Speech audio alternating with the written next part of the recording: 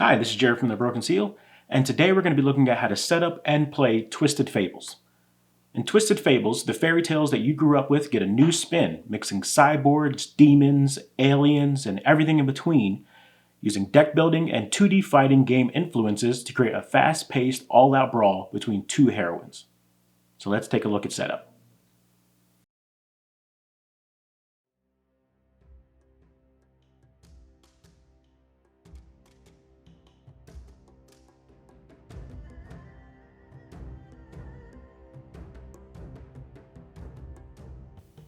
So first, you're going to need to decide if you're going to do a 1v1 or a 2v2.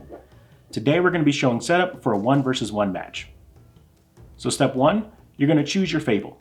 The game comes with 10 Fables for you to pick from, though for your first game, they recommend using Red Riding Hood versus Snow White. Once you've selected your Fable, each player is going to grab a Fable board, a Fable sheet that matches the Fable that they chose, and trackers for HP, Epic Threshold, Defense, and Power. These are going to go along your Fable board and be used to track stats during the game. The Fable sheet will show you the value for your starting health, max defense, and your Epic Threshold. So you'll check that and place your tracker in the positions that match. Defense and Power will both start off at 0. After you set up your Fable, you're going to set up your fighting track, where you and your opponent will move back and forth during your fight. In a 1v1 game, you'll place your Fables in these designated spots. Grab either your standee or your miniature and place them in the spot that you're going to start in. Next, you're going to prepare the basic supply decks. The game comes with level 1, 2, and 3 basic cards for attack, defense, and movement. There's also a deck for wild cards, which can be used for level 1 attack, defense, or movement, and must be decided when played. All of the basic cards are available for all Fables to purchase.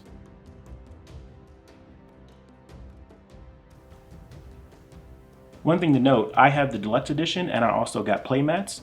You don't have to have the playmats to play, they just help to set up things. And the rulebook is a nice diagram if you're not using playmats of where to put everything. Next, we're going to prepare our Fables. First, you'll create your skill decks. Each Fable has 3 face-up skill decks that have a fixed order. You can view this order on the Fable sheet, and they fall into attack, defense, and movement. Unlike basic supply cards, these cards are only available to the specific Fable. Next, you'll prepare your Epic cards. Each Fable will have 3 Epic cards that go into the side of her play area. Once she reaches her Epic Threshold, she'll secretly choose one of those Epic cards to put into her hand, and then removes the rest from the game. Now that we have all of that set up, we're going to create starting decks. Each Fable is going to get 3 level 1 attack cards, 3 level 1 defense cards, and 3 level 1 movement cards to start their deck off with.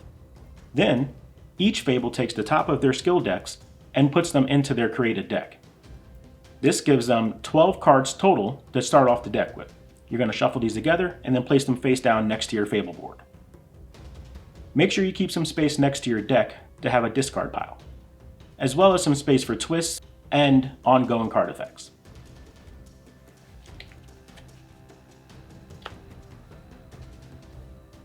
With setup finished, figure out who's going to go first.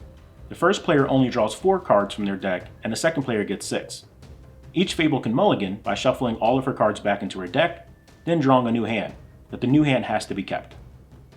Alright, so we're done with setup. Now we're going to move over to how to play. Luckily, the game is very easy to play, but we're going to go step by step to avoid making mistakes, like we did in our first playthrough. Playing Twisted Fables happens over a series of turns, and on each turn, a Fable follows this order of phases: beginning, refresh, activation, and ending. In the beginning phase is when you would resolve any game effects that specify this phase. Most ongoing effects are resolved or ended at this point. Next, we're going to go on to refresh. First, you would discard any cards that you have in your play area, which will be cards that were played outside of your turn or any ongoing effects that you have. After you discard, you reset your defense to 0, because you cannot begin your activation phase with the defense that you had on your previous turn. Then, we move to activation, where the majority of your turn is going to be spent. In the activation phase, you can perform actions as many times as you would like in any order, except for focus. But before we talk about the actions that you can take, we need to understand the cards that you're going to be playing with. In Twisted Fable, there are 5 different card types: basic cards, wild cards, skill cards, twists, and epic cards. Basic cards are the core of any Fables deck. You'll need to have these to move, attack, and defend, even when you unlock powerful skills. All the basic cards have 3 levels to them and allow you to either attack an opponent at range 1, increase your defense by 1, or move a number of spaces as indicated equal to each symbol on the card when you play it. Wild cards allow you to choose either move, attack, or defense when you play it, and you gain the chosen level 1 effect. Skill cards are unique to each Fable and allow her to do special things in combination with required basic cards.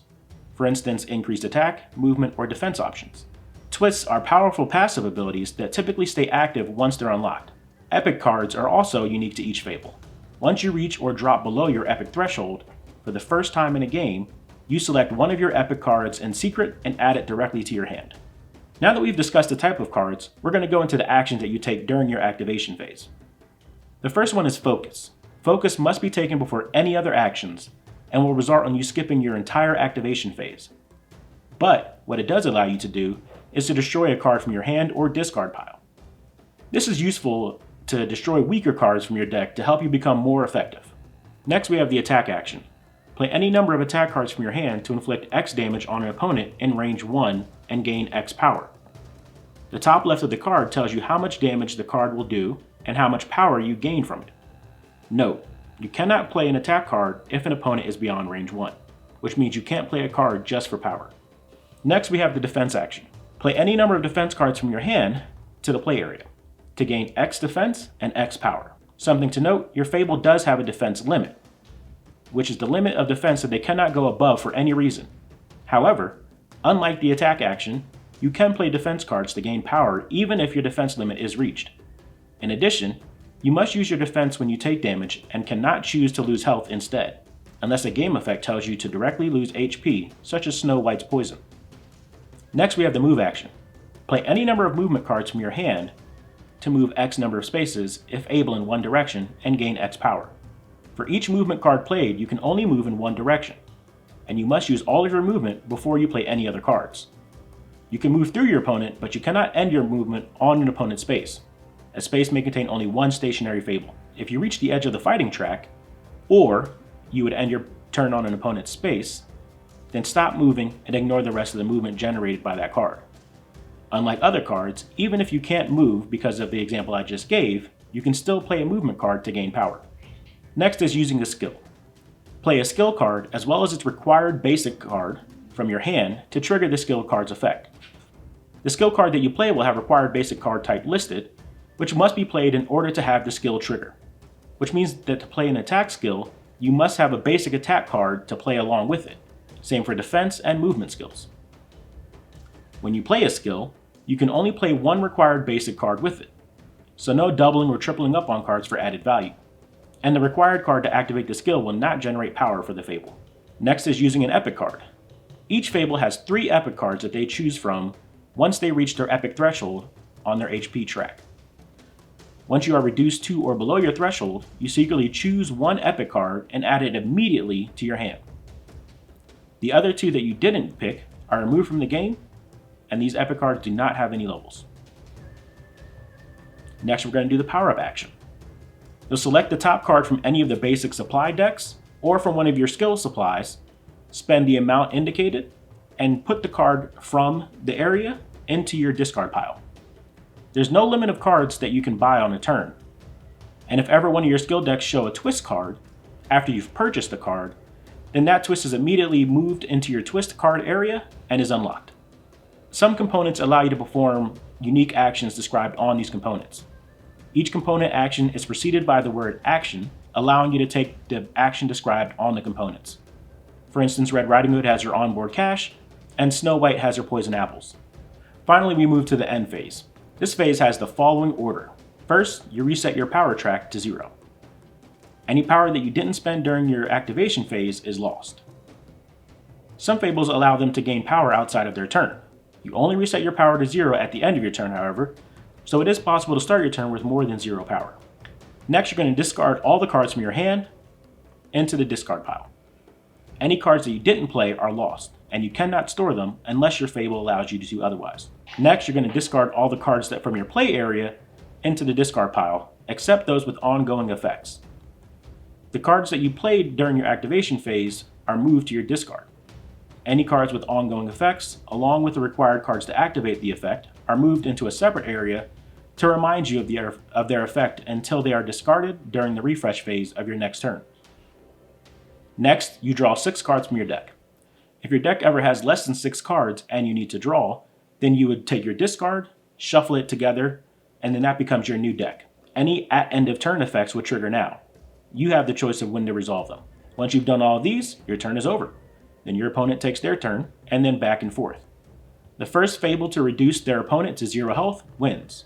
So you can check out the rulebook for more rules, especially if you want to do a 2v2 game or play the Relic mode, and the rulebook also has tips for each Fable. If you like this video, you can leave a like or a comment or even subscribe. We do how-to videos, unboxing, as well as weekly gameplay videos. And occasionally we have some special videos, like we just finished filming a Unstable Week, where we played a different unstable game every day of the week to celebrate our 1-year channelversary. Also, if you'd like, you can check out in the description our Ko-fi page.